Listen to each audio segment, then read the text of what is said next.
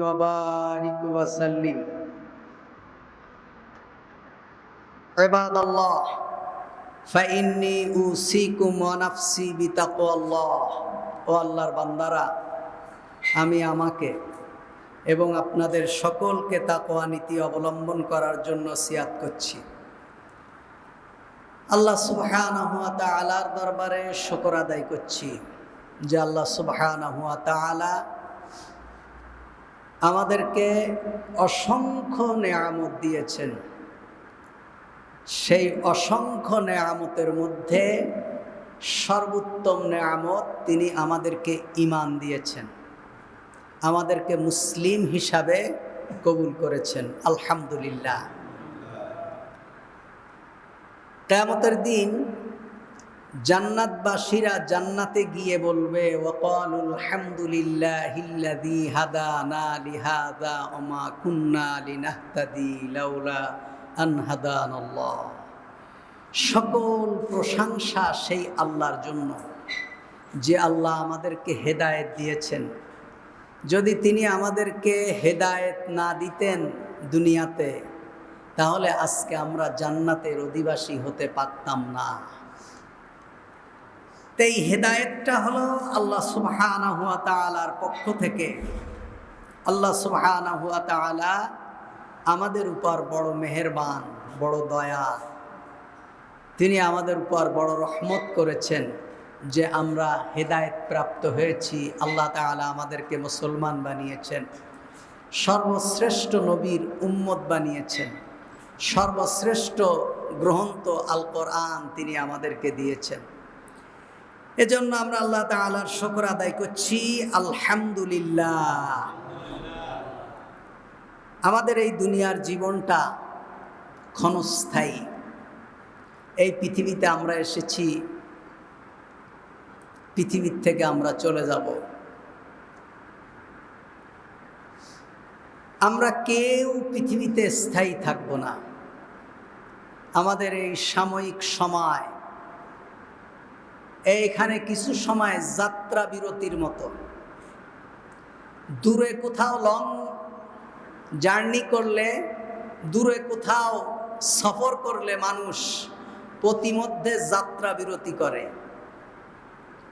আমাদের বিশেষ এক জগৎ থেকে আল্লাহ তাআলা পৃথিবীতে পাঠিয়েছেন, আবার এক অনন্ত জগতের দিকে যাওয়ার জন্য। সৃষ্টির পরে আল্লাহ তাআলা আমাদের কাছ থেকে একটা সাক্ষ্য নিয়েছিলেন যে আলাস্তু বিরব্বিকুম, আমি কি তোমাদের প্রভু নয়? সেই রূহে জগতের ভিতরে সবাই বলেছিল ক্বালু বালা, কেন নয়, অবশ্যই আপনি আমাদের প্রভু। সেই জগতের, সেই রূহ জগতের পরে আমরা মৃত্যু ছিলাম। ফাআহইয়াকুম, আল্লাহ তাআলা পরবর্তীতে মা বাবার মাধ্যমে আমাদেরকে আবার জীবিত করেছেন। সুম্মা ইউমিতুকুম, তিনি আমাদেরকে আবার মৃত্যু দেবেন। তাহলে বিশাল এক জগৎ থেকে বিশাল আরেকটা জগতে অনন্তকাল যেখানে থাকতে হবে, সেই জগতে যাওয়ার প্রতিমধ্যে এটা হলো আমাদের জন্য যাত্রা বিরতি, কিছু সময়ের অবস্থান। আল্লাহ তাআলা বলছেন, ওয়ামাল হায়াতুদ দুনিয়া ইল্লা মাতা। এই যাত্রা বিরতি, এই দুনিয়ার সময়টা ধোঁকা ব্যতীত আর কিছু না। এটা ধোঁকা, এটা ধোঁকা ছাড়া আর কিছু না। দুনিয়ার এই ছেলে সন্তান, এই ব্যবসা বাণিজ্য, এই স্ত্রী, এই রাজনীতি, দুনিয়ার এই খেল তামাশা, এগুলো সবই হলো ধোঁকা। কে এগুলো ধোঁকার মতো। আল্লাহ তাআলা বলছেন, বাল তুসিরুনাল হায়াতাদ দুনিয়া, যেই দুনিয়ার জীবনটা ধোঁকা, এই দুনিয়ার জীবনকেই তোমরা প্রাধান্য দিচ্ছ। অর্থাৎ আখিরাতকে উপেক্ষা করে তোমরা দুনিয়ার জীবনকে প্রাধান্য দিচ্ছ। এই দুনিয়াই যেন তোমাদের সব, এই দুনিয়ার সফলতাই যেন তোমাদের সফলতা, এই দুনিয়ার ব্যর্থতাই যেন তোমাদের ব্যর্থতা, এই দুনিয়ার অগ্রগতি যেন তোমাদের জীবনের অগ্রগতি, এই জীবনের পিছে পড়ে থাকাটাই যেন তোমাদের পিছে পড়ে থাকা। বাল তুসিরুনাল হায়াতাদ দুনিয়া, আল্লাহ বলছেন তোমরা তো দুনিয়ার জীবনকে প্রাধান্য দিচ্ছ। উলাইকাল্লাযীনা ইশতারাউল হায়াতাদ দুনিয়া বিল আখিরাহ, যারা দুনিয়ার জীবনকে প্রাধান্য দেয় এরা মূলত আখিরাতকে দুনিয়ার কাছে বিক্রি করে দেয়। এরা আখিরাতকে দুনিয়ার কাছে বিক্রি করে দেয়। দুনিয়ার সম্মান আমার চাই, আখিরাত নষ্ট হয় হোক।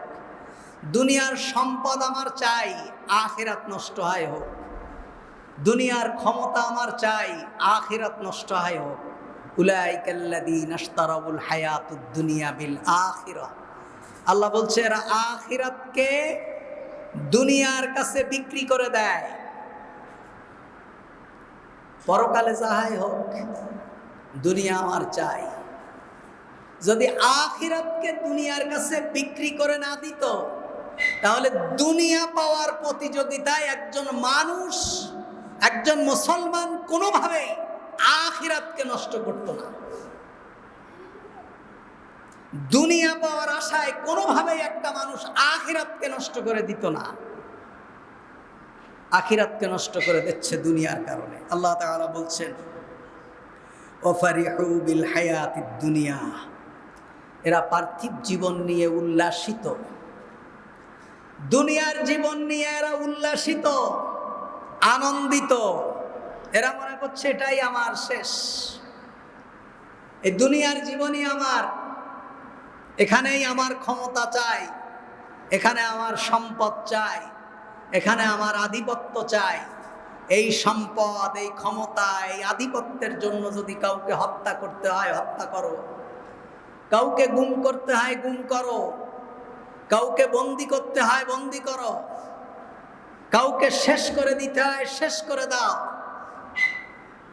আফারিহু বিল হায়াতিদ দুনিয়া, এরা পার্থিব জীবন নিয়ে উল্লাসিত। আমাল হায়াতুদ দুনিয়া ফিল আখিরাহ ইল্লা মাতা, অথচ দুনিয়ার জীবন পরকালের তুলনায় ক্ষণস্থায়ী সময়। আল্লাহ সুবহানাহু ওয়া তাআলা দুনিয়ার জীবনকে বলছেন যালিকা মাতাউল হায়াতুদ দুনিয়া, এই দুনিয়ার জীবন হলো ভোগের সামগ্রী। দুনিয়া থেকে আপনি কিছুই নিতে পারবেন না, এটা হলো ভোগের বস্তু। দুনিয়ায় যা করবেন সব থেকে যাবে, আপনি কিছুই সঙ্গে নিতে পারবেন না। নবী আলাইহিস সালাতু ওয়াস সালাম বলছেন একটা মানুষ যখন মারা যায় তখন তিনটা জিনিস নিয়ে সে কবর পর্যন্ত যায়। দুইটা জিনিস কবরের কাছ থেকে ফিরে আসে, আর একটা জিনিস তার সাথে কবরে চলে যায়।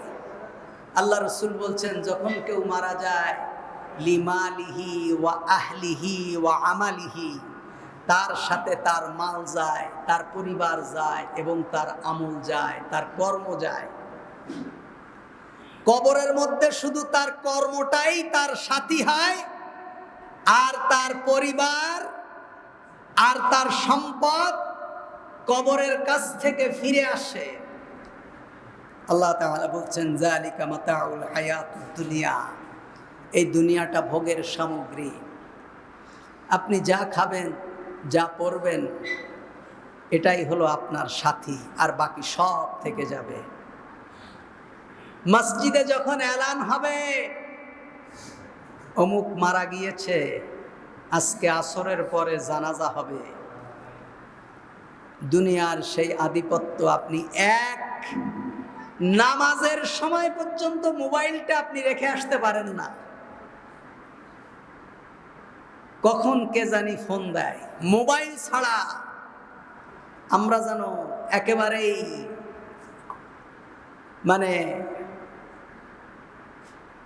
চলতেই পারি না।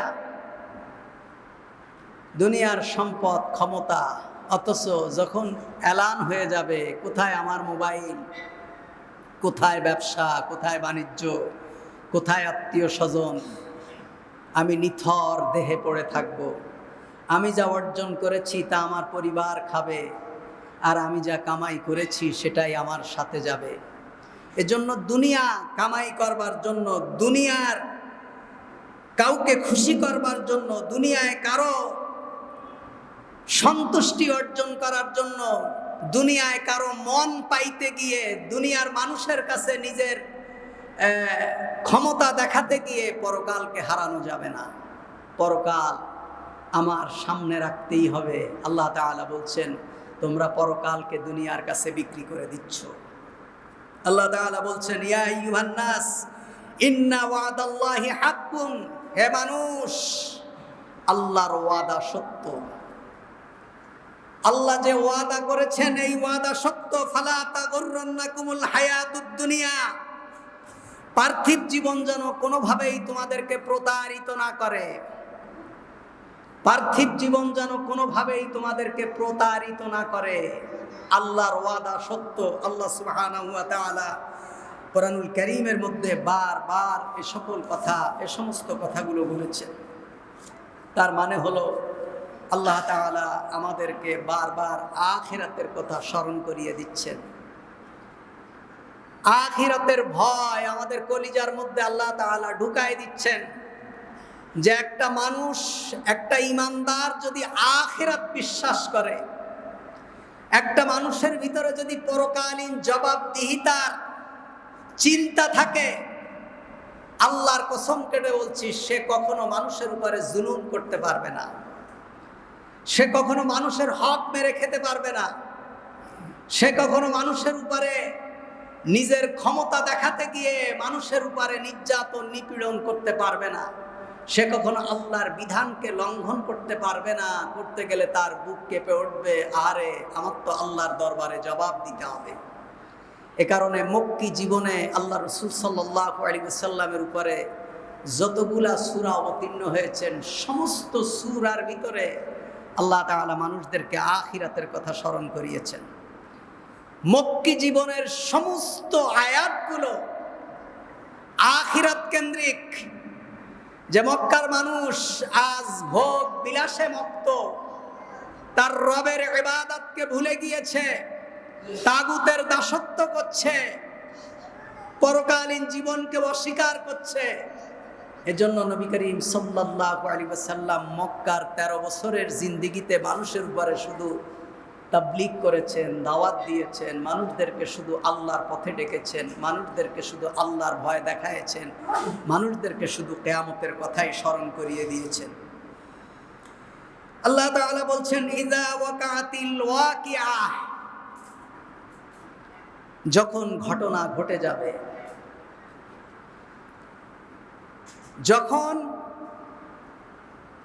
কিয়ামত সংগঠিত হবে। এখানে ঘটনা দ্বারা হলো প্রলয়। যেই ঘটনা ঘটার ব্যাপারে কোনো সন্দেহ নেই, যখন কিয়ামত সংগঠিত হবে, লাইসা লিওয়াকাতিহা কাযিবাহ, যেই ঘটনা ঘটার ব্যাপারে কোনো সন্দেহ নেই, কোনো মিথ্যার আশ্রয় নেই, এটা ঘটবেই। প্রত্যেকটা মানুষ কিয়ামতের সম্মুখীন হবে। আল্লাহ তাআলার কাছে জবাব দিতে হবে। আমার এই জীবনের প্রতিটা মুহূর্ত, প্রতিটা সেকেন্ডের হিসাব আল্লাহর কাছে দিতে হবে। প্রতিটা সেকেন্ড, কোনো উপায় নেই, প্রতিটা সেকেন্ডের হিসাব দিতে হবে। আল্লাহ তাআলা হিসাব নেবেন। আল্লাহ রাসূল বলছেন, আল্লাহর কোন বান্দা, কোন মানুষ 5টি প্রশ্নের উত্তর না দিয়ে কিয়ামতের দিন এক কদম সামনের দিকে অগ্রসর হতে পারবে না। তার প্রথম প্রশ্ন হলো আন উমরিহি, তোমার বয়স তুমি কোন দিকে কাটিয়েছো? তোমাকে যে সময় দেওয়া হয়েছে তোমাকে যে হায়াত দেওয়া হয়েছে, এই হায়াতটাকে তুমি কোন রাস্তায় ব্যয় করেছো? এই প্রতিটা সেকেন্ডের হিসাব নেওয়া হবে। আমার প্রতিটা কথার হিসাব আল্লাহর কাছে দিতে হবে। আমার প্রতিটা শোনার হিসাব আল্লাহর কাছে দিতে হবে। আমার প্রতিটা দেখার হিসাব আল্লাহর কাছে দিতে হবে। চোখ দিয়ে কি দেখেছো, কান দিয়ে কি শুনেছো, মুখ দিয়ে কি বলেছো, যে কথাই মুখ থেকে ডেলিভারি হবে সেই কথাই লিপিবদ্ধ হচ্ছে। কিয়ামতের দিন এই সকল কর্মকাণ্ডগুলোকে একটা পাণ্ডুলিপি করা হবে। করে আল্লাহ তাআলা বলবেন, ইকরা কিতাবাকা কাফা বিনাফসিকাল ইয়াউমা আলাইকা হাসিবা। পড়ো। আল্লাহ তাআলা এই জীবনের সকল কর্মকাণ্ডর পাণ্ডুলিপিকে আমার হাতে দেবেন, দিয়ে বলবেন পড়ো। তোমার হিসাব দেওয়ার জন্য তুমি আজকে যথেষ্ট, পড়ো। তোমার আমলনামায় কি করেছো, বয়সটা কিভাবে কাটিয়েছো, প্রতিদিন, প্রতি সপ্তাহ, প্রতি মাস, প্রতি বছর, একেবারে জীবনের শুরু থেকে মৃত্যু পর্যন্ত প্রত্যেকটা হিসাব আল্লাহর কাছে দিতে হবে। আল্লাহ তাআলা বলছেন, খাফিজাতুর রাফিয়াহ। কিয়ামতের দিন কাউকে নিচু করে দেওয়া হবে, কাউকে উঁচু করে দেওয়া হবে। দুনিয়ায় ক্ষমতা আছে, প্রভাব আছে, সম্পদ আছে, আধিপত্য আছে। আল্লাহ তাআলা আমল না থাকার কারণে একেবারেই অপমান আর লাঞ্ছনার অতল গহ্বরে নিক্ষেপ করবেন। দুনিয়ার এই উঁচু আধিপত্যটাকে, এই রাজা বাদশার শাসকদেরকে একেবারে ঘাট ধরে নিম্ন স্তরে নামিয়ে দেবেন। আর দুনিয়ার ছোটখাটো মানুষগুলো যারা আছে, আল্লাহর ইবাদত যদি করে, এদের সম্মানকে আল্লাহ তাআলা বাড়িয়ে উপরে উঠায় দেবেন। খাফিজাতুর রাফিয়াহ। কাউকে নিচু করে দেওয়া হবে, কাউকে উঁচু করে দেওয়া হবে। দুনিয়ার আধিপত্য, দুনিয়ার সফলতা সেদিন কাউকে মর্যাদাবান করতে পারবে না। দুনিয়ার অর্থ সম্পদ সেদিন কাউকে মর্যাদাবান করে দিতে পারবে না। নবী আলাইহিস সালাতু ওয়াস সালাম বলছেন, যার আমল যাকে নিচে নামিয়ে দেয়, বংশমর্যাদা তাকে কখনো উপরে উঠাতে পারে না। যার কর্মকাণ্ড নিচে নামিয়ে দেবে, তার বংশমর্যাদা তাকে কখনো উপরে উঠাতে পারবে না। খাফিজাতুর রাফিয়া। আল্লাহ তাআলা বলছেন, ইযা রুজ্জাতিল আরদু রাজ্জা। এই পৃথিবীটা প্রচন্ড কম্পনে যেদিন প্রকম্পিত হবে, এই পৃথিবীটাকে আল্লাহ তাআলা উলট পালট করে ফেলবেন। এমন ভাবে ঝাঁকুনি দেবেন যে গোটা পৃথিবীটা চূর্ণ বিচূর্ণ হয়ে যাবে। আল্লাহ বলছেন, ওয়াবুসাতিল জিবালু বাসসা। পাহাড়গুলো চূর্ণ বিচূর্ণ হয়ে যাবে। কাঁচের গ্লাস যেভাবে চূর্ণ বিচূর্ণ হয়ে যায়, আল্লাহ এই জমিনটাকে ঝাঁকুনি দেবেন, প্রচন্ড কম্পনে প্রকম্পিত করবেন। এই পাহাড়গুলো কাঁচের গ্লাসের মতো চূর্ণ বিচূর্ণ হয়ে যাবে। সেই ভয়ঙ্কর দিন সম্পর্কে আল্লাহ তাআলা আমাদেরকে সতর্ক করছেন। ভাইরা আমার, আমাদের কাছে কোরআন আছে, আমাদের কাছে মুহাম্মদুর রাসূলুল্লাহ সাল্লাল্লাহু আলাইহি ওয়াসাল্লামের হাদিস আছে। আমরা যদি নিজেদেরকে পরিবর্তন করে না ফেলি, আল্লাহ তাআলার আদালতে আমরা ধরা খেয়ে যাব। আল্লাহ তাআলা বলছেন, ফাকানাত হাবাআম মুমবাসসা। এবং পাহাড়গুলি উৎক্ষিপ্ত ধূলিকণার মতো উঠতে থাকবে। এই যে বিশাল বিশাল পাহাড়, আল্লাহ পাহাড়ের উদাহরণ কেন দিয়েছেন? এই পৃথিবীটাকে আল্লাহ যখন সৃষ্টি করেছেন, এই পৃথিবীটা ব্যালেন্সহীন ছিল।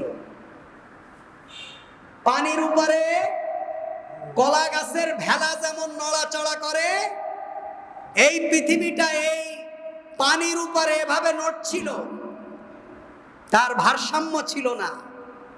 আল্লাহ বলছে এই জমিনটাকে আমি তোমাদের জন্য বিছানা বানিয়ে দিয়েছি। যেই জমিনটাকে আল্লাহ বিছানা বানিয়েছেন, বিছানার উপরে মানুষ ঘুমাবে কিভাবে যদি বিছানা এইভাবে নড়ে? তখন আল্লাহ বলছেন আলাম নাজআলিল আরদা মিহাদা, আমি এই পর্বতগুলোকে পেরেক বানিয়ে দিয়েছি। সুবহানাল্লাহ বলবেন না? পর্বতগুলোকে পাহাড় বানিয়ে পেরেক মেরে দিয়েছি যাতে এই জমিনটা আর নাড়াচড়া করতে না পারে। 100 তলা 200 তলা বিল্ডিং এই জমিনের উপরে হচ্ছে, কিন্তু জমিন আর নড়ে না। এই পাহাড় দিয়ে আল্লাহ পেরেক বানিয়ে দিয়েছেন। আল্লাহ বলছেন এই প্রচন্ড ক্ষমতাধর পাহাড়, এই পাহাড়গুলো চূর্ণ বিচূর্ণ হয়ে যাবে এবং উৎক্ষিপ্ত ধূলিকণার মতো উঠতে থাকবে। আল্লাহ তাআলা বলছেন যে ইয়াসআলু আইয়ানা ইয়াউমাল কিয়ামাহ, মানুষ আপনাকে কিয়ামত সম্পর্কে জিজ্ঞেস করে যে কিয়ামত কবে হবে, কিয়ামত কি? আল্লাহ তাআলা বলছেন ফাইদা বারিকাল বাসার, কিয়ামত যেদিন চক্ষু স্থির হয়ে যাবে, দৃষ্টি শক্তি যাবে, যেদিন হতচকিত হয়ে যাবে, দৃষ্টি শক্তি যেদিন চমকে উঠবে, তার দেখার ক্ষমতা যেদিন স্থির হয়ে যাবে। আল্লাহ তাআলা বলছেন যে ফাইদা বারিকাল বাসার ওয়া খাসাফাল কামার, চন্দ্র যেদিন নিষ্প্রভ হয়ে যাবে, অর্থাৎ চন্দ্র তার আলো হারিয়ে ফেলবে, চন্দ্রে আর আলো থাকবে না। এখন চাঁদ আলো দেয়, এক সময় চাঁদের আর আলো থাকবে না। আল্লাহ বলছেন ওয়া জুমিআশ শামসু ওয়াল কামার, যেদিন চন্দ্র এবং সূর্যকে একত্রিত করে ফেলা হবে। আল্লাহ সুবহানাহু ওয়া তাআলা বলছেন ইয়াকুলুল ইনসানু ইয়াউমাইযিন আইনাল মাফার, সেদিন মানুষ বলবে পালাবা কোথায়, আমরা পালাবো কোথায়, পালাবার জায়গা কোথায়? মানুষ ছুটাছুটি করতে থাকবে যে আল্লাহর এই রাজত্ব থেকে পালিয়ে কোথাও যাওয়া যায় কিনা। আল্লাহ বলছেন চেষ্টা করে দেখো আমার এই পৃথিবী থেকে পালিয়ে বাঁচতে পারো কিনা। যেখানেই যাবা সেখানেই আমার ক্ষমতা। সুবহানাল্লাহ, সুবহানাল্লাহ, সুবহানাল্লাহ। আল্লাহ তাআলা বলছেন সেদিন মানুষ বলবে ইয়াকুলুল ইনসানু ইয়াউমাইযিন আইনাল মাফার, পালাবা কোথায়, পালাবার জায়গা কোথায়, পালিয়ে বাঁচতে পারো কি দেখো, কোথায় পালাবা। আল্লাহ বলছেন সেদিন কিয়ামতের দিন বলা হবে খুজু ফাগুল্লু, জালেমদেরকে ধরো, গুনাহগারকে ধরো, ফাগুল্লু তার গলায় বেড়ি পরিয়ে দাও, সুম্মাল জাহিমা সাল্লু টানতে টানতে জাহান্নামের মধ্যে নিয়ে যাও, সুম্মা ফি সিলসিলাতিন যারউহা ৭০ যিরাআন, জাহান্নামের মধ্যে দিলে যদি ছুটাছুটি করে আযাবের একটু স্বস্তি পাইতে পারে, ৭০ যিরাআন জাহান্নামের খুঁটির সাথে ৭০ গজ শিকল দিয়ে বেঁধে ফেলো। সুবহানাল্লাহ। আল্লাহ তাআলা আমাদেরকে বলছেন সেদিন আল্লাহ তাআলা জালিমদেরকে ধরবেন। জালিম কারা? জালিম কারা? আয-যুলমু ওয়াযউশ শাই গায়রি মুহাল্লিহি, জালিম বলা হয় যেই জিনিস যেখানে রাখা দরকার সেই জিনিস সেখানে না রাখাটাই হলো জুলুম। যেই জিনিস আমার যেটা প্রাপ্য সেটা আমাকে না দেওয়া মানে আমার উপরে জুলুম করা। এখন ইমামের জায়গায় যদি মুয়াজ্জিন যে আকামত দেয় আর মুয়াজ্জিনের জায়গায় যদি ইমাম যে দাঁড়ায় নামাজ পড়ায়, তাহলে কি হলো? ইমামের উপরে জুলুম হলো। নৌকা চলে হলো পানি দিয়ে, এটা যদি রাস্তার উপর দিয়ে চালায় দেন নৌকার উপরে জুলুম করা হবে। টুপি মাথায় দেয়, মাথায় না দিয়ে যদি কেউ মানে হাতের উপরে দিয়ে রাখে টুপির উপরে জুলুম হবে। পাঞ্জাবি গায়ে দেয়, পাঞ্জাবি যদি গায়ে না দিয়ে পায়জামার মতো পরে তাহলে পাঞ্জাবির উপরে জুলুম হবে। আর জুলমু ওয়াযউশ শাই গায়রি মুহাল্লিহি, যেই জিনিস যেখানে রাখা দরকার সেটা সেখানে না রেখে অন্য জায়গাটায় রাখার নাম হলো জুলুম। তা আল্লাহ তাআলা আমাদেরকে বানিয়েছেন তার ইবাদত করার জন্য, তাকে সিজদা দেওয়ার জন্য, তার আনুগত্য করার জন্য। তার ইবাদত না করে, তার সিজদা না দিয়ে, তার আনুগত্য না করে অন্য কাউকে আনুগত্য করার নাম হলো আল্লাহর উপরে জুলুম করা। এজন্য আল্লাহ বলছেন ইন্না শিরকা লা যুলমুন আযীম, শিরক হলো বড় জুলুম। আল্লাহ তাআলা কিয়ামতের দিন জালেমদেরকে বলবেন, জালেমদেরকে উদ্দেশ্য করে বলবেন, তাদেরকে ধরো, জাহান্নামের ভিতরে দাও এবং 70 গজ শিকল দিয়ে তাদেরকে বেঁধে ফেলো। সম্মানিত মুসল্লিয়ান ইকরাম, আল্লাহ তাআলা আবার বলছেন কাল্লা লা ওয়াসার ইলা রাব্বিকা ইয়াউমাইযিনিল মুস্তাকার। মানুষ তো বলবে পালাবো কোথায়? আল্লাহ বলছেন কখনো সম্ভব না, পালাবার কোনো জায়গা নেই, তোমার রবের দরবারেই তোমাদের আশ্রয়স্থল, পালিয়ে যাওয়ার কোনো জায়গা নেই। এজন্য আমাদের প্রত্যেকটা কাজ আখিরাতকে সামনে রেখে করা, প্রত্যেকটা কর্মকাণ্ড আখিরাতকে সামনে রেখে করা। আল্লাহ রাসূল বলছেন ইজা কুনতা ফি সালাতিকা ফাসাল্লি সালাতা মুআদ্দাই, তুমি যখন নামাজ পড়বা তখন মনে করবা এটা আমার জীবনের শেষ নামাজ। তুমি যখন কারোর সাথে কথা বলবা, বিদায় নিবা, মনে করবা এটা আমার তার সাথে শেষ বিদায়। হয়তো আজকে হচ্ছে না, কিন্তু কোনো না কোনো দিন এটা আপনার শেষ বিদায় হবে। কোনো না কোনো দিনের ওয়াক্তের সালাত আপনার জীবনের শেষ সালাত হবে, আপনি আর নামাজ পড়তে পারবেন না। কোনো না কোনো রমজানের রোজা আপনার জীবনের শেষ রমজান হবে। কোনো না কোনো সালাতুত তারাবি কিয়ামুল লাইল আপনার জীবনের শেষ কিয়ামুল লাইল হবে। কোনো না কোনো জীবনের খাওয়া আপনার জীবনের শেষ খাওয়া হবে, এরপরে আর আপনি খেতে পারবেন না। এজন্য নবী করিম সাল্লাল্লাহু আলাইহি ওয়াসাল্লাম ইজা কুনতা ফি সালাতিকা ফাসাল্লি সালাতা মুআদ্দাইন, যখন তুমি নামাজ পড়ো তখন মনে করো এটা আমার জীবনের শেষ নামাজ। যখন কারোর সাথে কথা বলো তখন মনে করো এটা আমার জীবনের শেষ কথা। কারো কাছ থেকে যখন বিদায় নাও তখন মনে করো এটা আমার জীবনের শেষ বিদায়। কারণ কি, এমনও হতে পারে এরপরে আমার তার সাথে আর কখনো দেখা হবে না। এই অবস্থা যদি একজন মানুষের ভিতরে থাকে তাহলে সেই মানুষ কখনো গুনাহ করতে পারে না, প্রকাশ্যে কোনো কবিরা গুনাহ সে ব্যক্তি করতে পারে না। আর সগীরা গুনাহ আমাদের দ্বারা হবেই, কোটি কোটি গুনাহ হবে, কবিরা গুনাহ অল্প, কবিরা গুনাহ কি কম। এজন্য কবিরা গুনাহে তওবা করতে হয়। আমরা অনেক মানুষ আছি জীবনেও হয়তো বছরেও একটা মিথ্যা কথা বলি না, সারা জীবনেও জিনা করি নাই, সারা জীবনেও ঘুষ খাই নাই, এগুলো হলো কবিরা গুনাহ। আর সগীরা গুনাহ কোটি কোটি। আপনি ঘর থেকে বের হলে ঘরে ফেরা পর্যন্ত, ঘরের ভিতরেও সগীরা গুনাহ হয়। আল্লাহ রাসূল বলছে, আল্লাহ তাআলা বলছেন যদি কোনো ব্যক্তি ভালো কাজ করে আল্লাহ তাআলা ভালো কাজের ওসিলায় অটোমেটিক তার সকল সগীরা গুনাহকে মাফ করে দেন। আল্লাহ যদি সগীরা গুনার জন্য তওবা করতে বলতেন আমরা কেউ মাফ পেতাম না। আল্লাহ যদি সগীরা গুনার জন্য তওবা শর্ত দিতেন তাহলে ক্ষমা পাওয়ার কোনো সুযোগ আমাদের ছিল না। আল্লাহ বলছেন কবিরা গুনার জন্য তওবা করো, সগীরা গুনাহ আল্লাহ তাআলা এমনিই মাফ করে দেবেন। সুবহানাল্লাহ। আল্লাহ তাআলা বলছেন এই যে অবস্থা, এই অবস্থার মধ্যে কি হবে,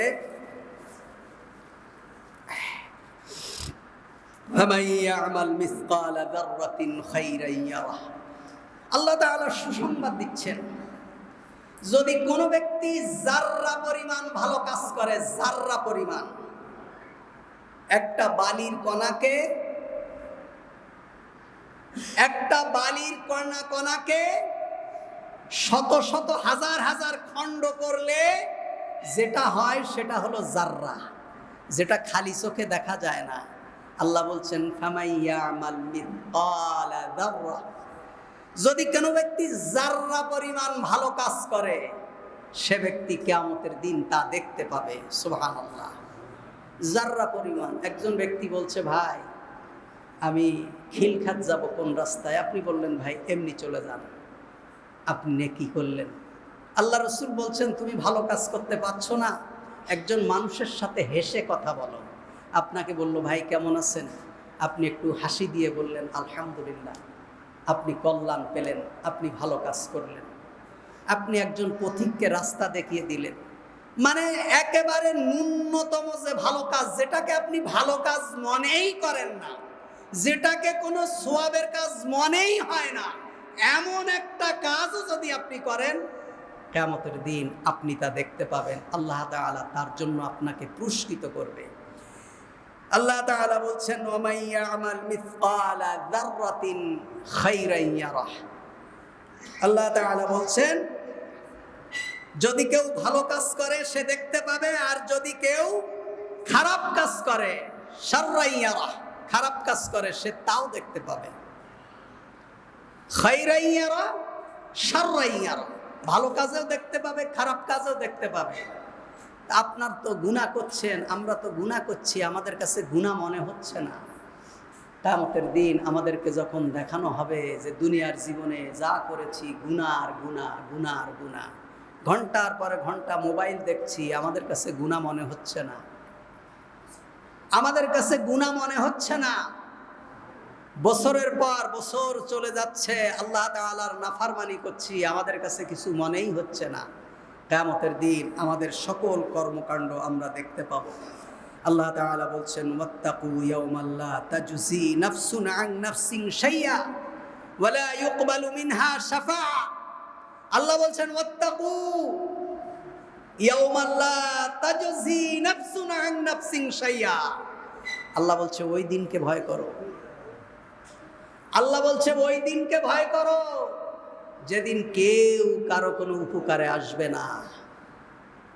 দুনিয়ায় তো আত্মীয় স্বজন আছে, শুভাকাঙ্ক্ষী আছে, মানবিকতা আছে, কোনো সম্পর্কের কিচ্ছু না, তারপরেও একজন মানুষ আরেকজন মানুষের সহযোগিতা করে।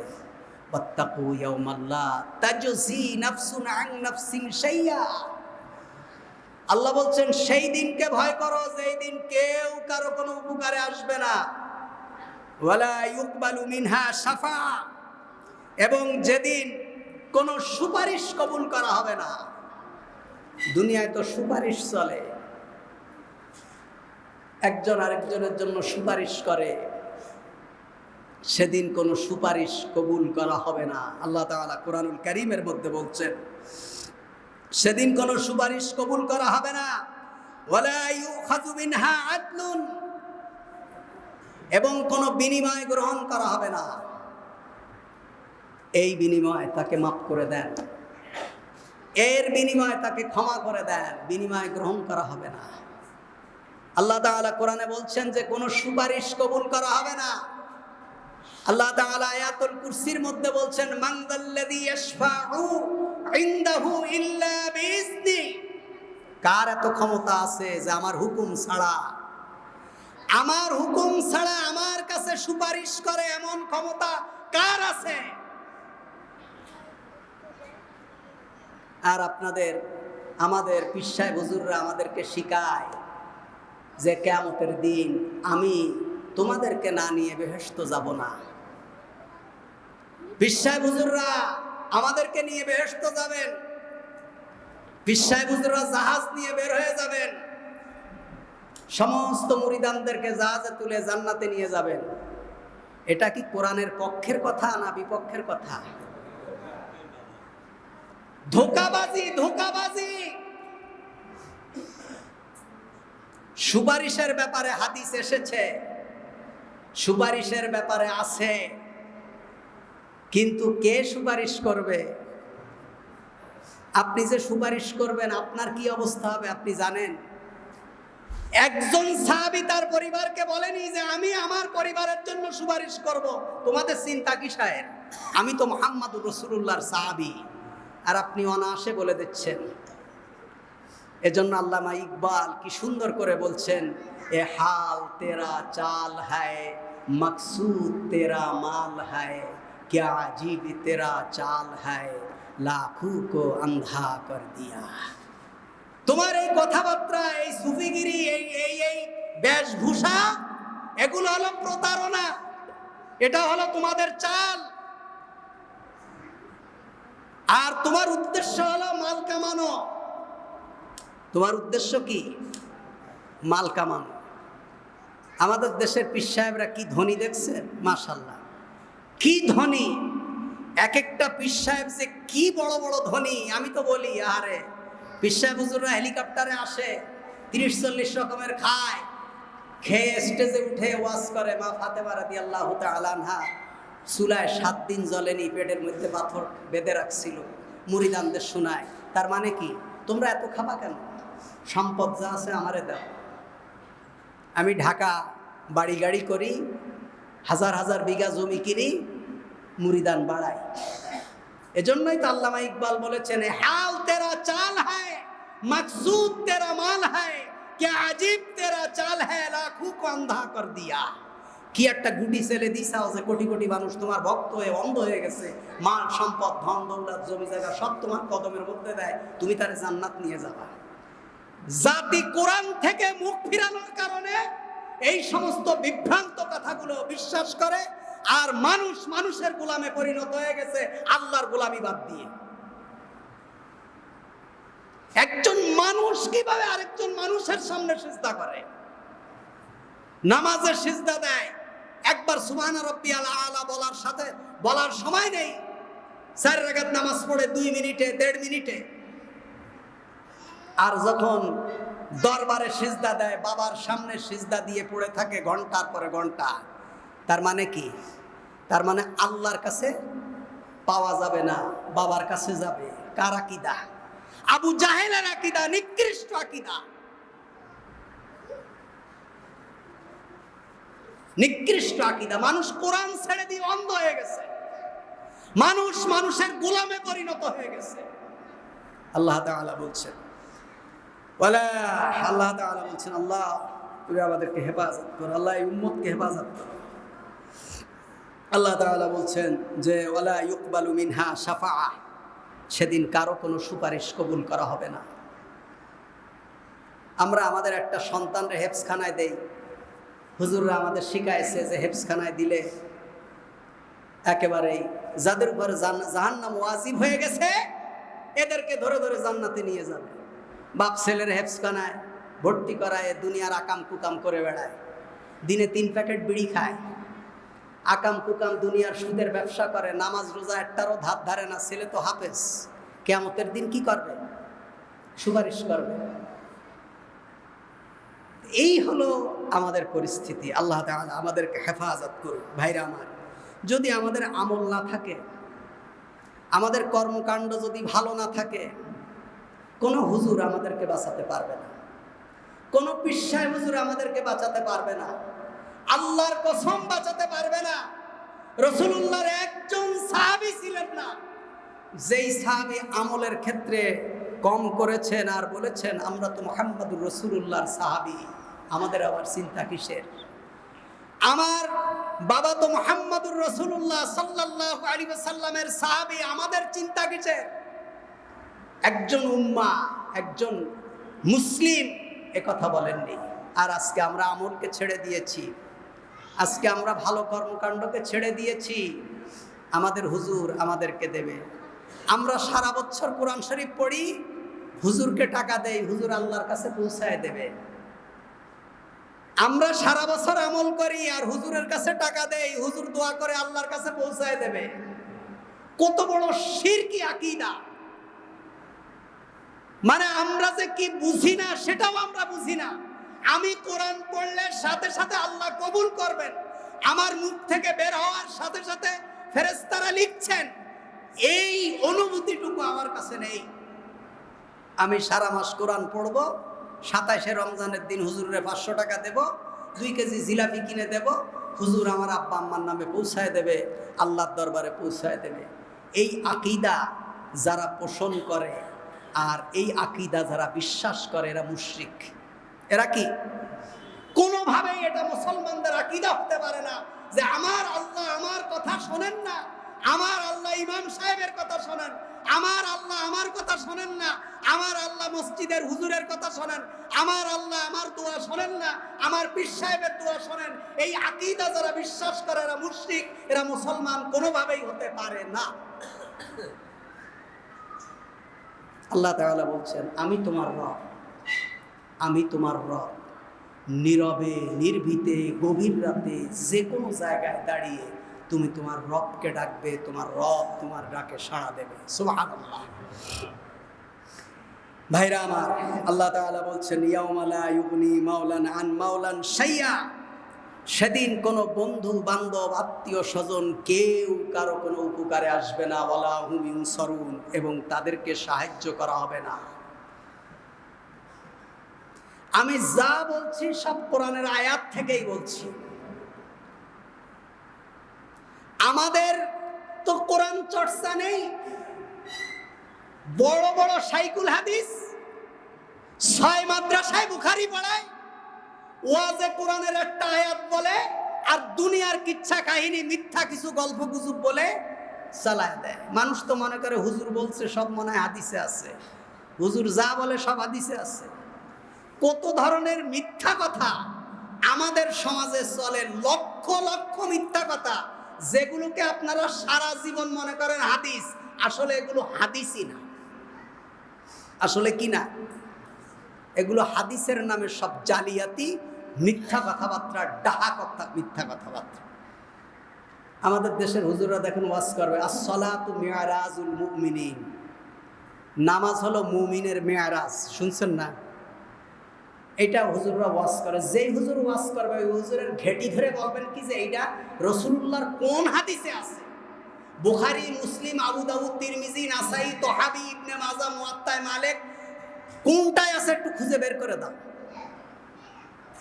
365 দিন খুঁজে বলবে যে এটা তো আসলে কোনো জায়গায় নেই, কিন্তু যুগ যুগ ধরে ওয়াজ করেই আসতেছে যে আস-সালাতু মি'রাজুল মুমিনিন, মুমিনরা হলো কি? আবার দেখবেন বলবে যে নারীর স্বামীর পায়ের নিচে স্ত্রীর কি? বেহেশত। কারে খুশি করে? ডাহা মিথ্যা কথা। মুহাম্মাদুর রাসূলুল্লাহ এই কথা বলেননি। আল্লাহ বলছেন হুন্না লিবাসুল লাকুম ওয়া আনতুম লিবাসুল লাহুন্না, একজন আরেকজনের কাপড়, একজন আরেকজনের চাদর। আর আপনি একদম মাথার থেকে পায়ের নিচে নামায় দিলেন, কারে খুশি করার জন্য? মিথ্যা কথা। দুনিয়ার কত মিথ্যা কথা ওয়াজ যা করে এগুলো কেউ পড়ে করে না। 1 ঘন্টা ওয়াজ করলে 55 মিনিট মিথ্যা কথা বলে। আব্দুল্লাহ জাহাঙ্গীর স্যার রাহিমাহুল্লাহ, আল্লাহ তাকে জান্নাতুল ফেরদাউস নসিব করুক, উনি বলতেন যত মিথ্যা কথা বক্তারা বেশি বলবে সেই বক্তা তত ভাইরাল হবে। সত্য কথা বলে ভাইরাল হওয়ার কোনো সুযোগ নেই। দুনিয়ার যত মিথ্যা কথা যে যত বেশি বলবে মনে করবেন সে হলো তত ভাইরাল। আল্লাহ তাআলা হেফাজত করুক। এই উম্মাত কোরআন ছেড়ে দিয়েছে, আল্লাহর কসম কেটে বলছি, এই উম্মাত কোরআন ছেড়ে দিয়ে পথভ্রষ্ট হয়ে গেছে। এই উম্মাত কোরআন ছেড়ে দিয়ে পথভ্রষ্ট হয়ে গেছে। আল্লাহ তাআলা আমাদেরকে হেফাজত করুক, আল্লাহ আমাদেরকে হেফাজত করুক। আল্লাহ তাআলা বলছেন ইয়াউমা ইয়াকুনুন নাসু কাল ফারাশিল মাবসুস, সেদিন মানুষ বিক্ষিপ্ত পতঙ্গের মতো হয়ে যাবে। উই পোকা যেমন লাইটের আলো দেখলে দিক বিদিক ছুটতে থাকে, মানুষ সেদিন এই বিক্ষিপ্ত উই পোকার মতো দিক বিদিক ছুটতে থাকবে।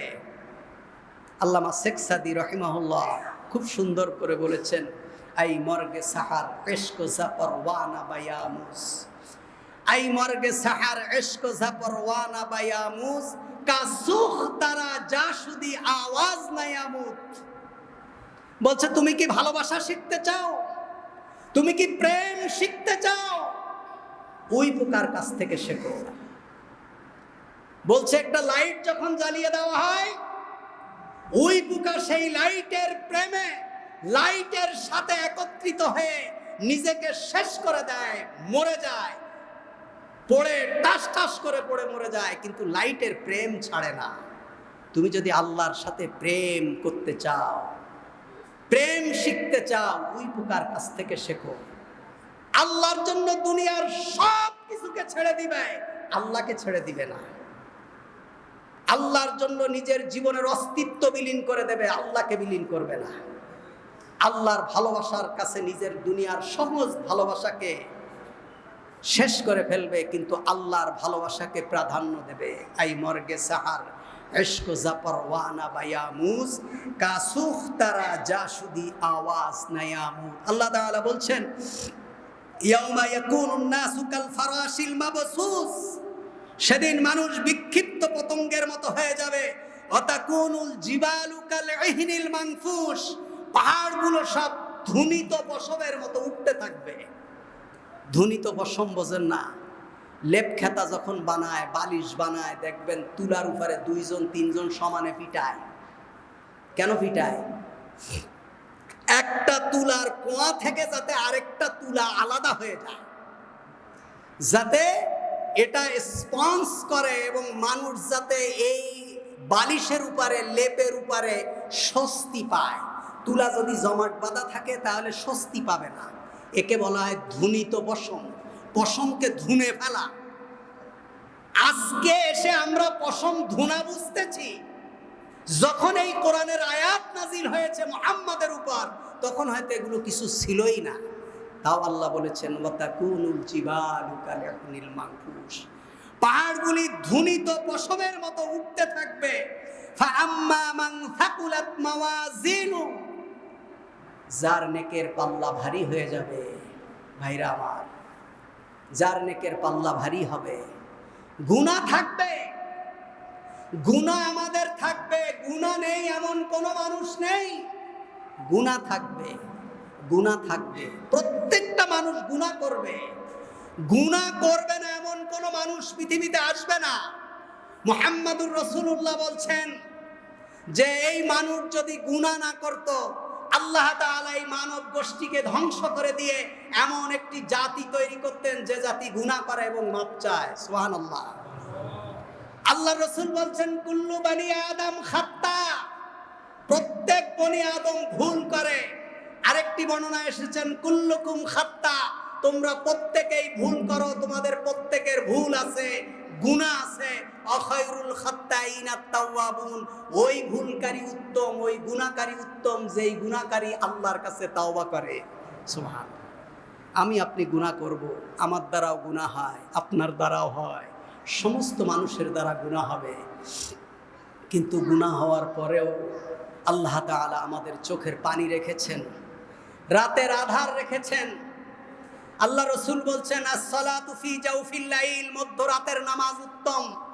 সারা দিন আপনার কর্মকাণ্ডে গুনাহ হয়েছে, রাতের অন্ধকারে আকাশের দিকে দুহাত উঠায় বলেন, রব আপনি ছাড়া আমাদের আর মাফ করার কেউ নেই। হায় আমার রব, আপনি যদি আমাদের ক্ষমা না করেন, ক্ষমা করার কেউ নেই। সারা দুনিয়ার সকল দরজা আমাদের জন্য বন্ধ, একমাত্র আপনার দরজা আমার জন্য খোলা। সুবহানাল্লাহ। 40 বছরের গুনাহ এই এক বাক্যে আল্লাহ তাআলা মাফ করে দেবেন। সুবহানাল্লাহ। 40 বছরের গুনাহ আল্লাহ তাআলা এক বাক্যে মাফ করে দেবেন। আল্লাহ রাসূল সাল্লাল্লাহু আলাইহি ওয়াসাল্লাম বলছেন কেউ তার ইবাদত দিয়ে বেহেশতে যাবে না। আপনি ইবাদত করে বেহেশতে যেতে পারবেন না, বুখারীর বর্ণনা। আল্লাহ রাসূল বলছেন কেউ তার ইবাদত দিয়ে বেহেশতে যেতে পারবে না। সাহাবীরা বলছেন ওয়ালা আনতা ইয়া রাসূলুল্লাহ, আপনিও কি ইবাদত করে বেহেশতে যাবেন না? আল্লাহ রাসূল বলছেন লা ইল্লা ইয়াতাগাম্মাদানি আল্লাহু বিরাহমাতি, আল্লাহর দয়া এবং অনুগ্রহ যদি না থাকে আমি মুহাম্মাদুর রাসূলুল্লাহ ইবাদত করে বেহেশতে যাব না। আপনি ইবাদতের ফখর দেখান, আপনি পাগড়ি মাথায় দেন, মনে করেন আমি এই দুনিয়ার সবথেকে বড় বুজুর্গ। আপনি জুব্বা গায়ে দেন, আপনি মসজিদ ইমামতি করেন, আপনি মনে করেন আমার থেকে ভালো মানুষ আর দুনিয়ায় নেই। আপনার আমলের কোনো দাম নেই আল্লাহর কাছে যদি আল্লাহ তাআলা আপনার উপর দয়া না করেন, যদি আল্লাহ তাআলা আপনার উপর রহম না করেন। এই জন্য আমাদেরকে বলতে হবে আল্লাহ তুমি আমাদের উপর দয়া করো, আল্লাহ তুমি আমাদের উপর রহম করো, আল্লাহ তুমি আমাদেরকে মাফ করে দাও, আল্লাহ তুমি আমাদের পরিবারকে মাফ করে দাও, আল্লাহ তুমি আমাদের সন্তানদেরকে মাফ করে দাও, আল্লাহ মসজিদের মুসল্লিদেরকে মাফ করে দাও। পরস্পরের জন্য আল্লাহর কাছে শুধু চাওয়া, শুধু চাওয়া, শুধু চাওয়া। কারণ আল্লাহ তাআলা কোনো বান্দার কোনো হাতকে আল্লাহ তাআলা ফেরত দেন না। সুবহানাল্লাহ। আল্লাহ তাআলা বলছেন, আল্লাহু আকবার, আল্লাহ তাআলা বলছেন ফামান সাকুলাত মাওয়াজিনু ফাহুয়া ফি ঈশাতির রাদিয়াহ, যার নেকের পাল্লা ভারী হয়ে যাবে, নেকের পাল্লা যার ভারী হয়ে যাবে। আল্লাহ রাসূল সাল্লাল্লাহু আলাইহি ওয়াসাল্লাম বলছেন কোনো ব্যক্তি যদি প্রতি সালাতের পরে 33 বার সুবহানাল্লাহ, 33 বার আলহামদুলিল্লাহ, 34 বার আল্লাহু আকবার, অথবা 33 বার সুবহানাল্লাহ, 33 বার আলহামদুলিল্লাহ, 33 বার আল্লাহু আকবার, আর একবার লা ইলাহা ইল্লাল্লাহু ওয়াহদাহু লা শারীকা লা লাহুল মুলকু ওয়া লাহুল হামদু ওয়া হুয়া আলা কুল্লি শাইইন কাদির, এটা বলে আল্লাহ বলছেন তার জীবনের সকল গুনাহ আল্লাহ মাফ করে দেয়। ওয়া ইন কানাত মিসলু যাবাদিল বাহর, যদি তার গুনাহ সমুদ্রের ফেনা সমতুল্য হয়। সুবহানাল্লাহ। আল্লাহ তাআলা আমাদেরকে মাফ করার জন্য বসে আছেন। আল্লাহ চান যে আমার বান্দা যেন আমার কাছে চায়। আল্লাহ কি চান? আমার বান্দা যেন আমার কাছে চায়। আল্লাহর কাছে চাইতে হবে। চাইতে গেলে আমার মতো রুমাল মাথায় দিতে হবে, জুব্বা মাথায় দিতে হবে, ওযু করতে হবে, মসজিদে আসতে হবে, এমনটা না। যে যেখানে যে অবস্থায় থাকবেন আল্লাহর কাছে চাইবেন, আল্লাহ তাআলা আমাদের মাকসুদকে পূরণ করে দেবেন। আমিন। আল্লাহ তাআলা বলছেন ওয়াল ওয়াজনু ইয়াউমাইযিনিল হক, সেদিন আমাদের কর্মকাণ্ডকে ওজন করা হবে। আমরা যা করেছি আমাদের কর্মকাণ্ডকে ওজন করা হবে। কারো 2 রাকাত নামাজ, কারো 200 রাকাত নামাজ সমান হয়ে যাবে। কারো আল্লাহর রাস্তায় একটা ডিম কোরবানি, কারো 20 লক্ষ টাকার উট কোরবানি সমান হয়ে যাবে। কোন ব্যক্তির একটা রোজা কারো সারা জীবনের রোজা সমান হয়ে যাবে। কারণ আমলকে গণনা করা হবে না, ওজন করা হবে। আপনার খুলুসিয়াতের উপরে, আপনার তাকওয়ার উপরে, আপনার ইয়াকিনের উপরে আপনার আমলকে ওজন করা হবে না। আপনার আমল কি পরিমাণ ভারসাম্যপূর্ণ, কি পরিমাণ আল্লাহ তাআলা এই আমলকে কবুল করেছেন, কবুলিয়াতের উপরে আপনার পাল্লাকে ভারী করা হবে। আল ওয়াজনু ইয়াউমাইযিনিল হক ফামান সাকুলাত মাওয়াজিনু ফাউলাইকা হুমুল মুফলিহুন। আল্লাহ বলছেন যার ওজনের পাল্লা ভারী হবে কিয়ামতের দিন সে ব্যক্তি সফল কাম হবে। সুবহানাল্লাহ। আমাদের গুনাহ থাকবে ভাই, আমাদের গুনাহ থাকবে। যত গুনাহ করেন নেক কাজ করেন।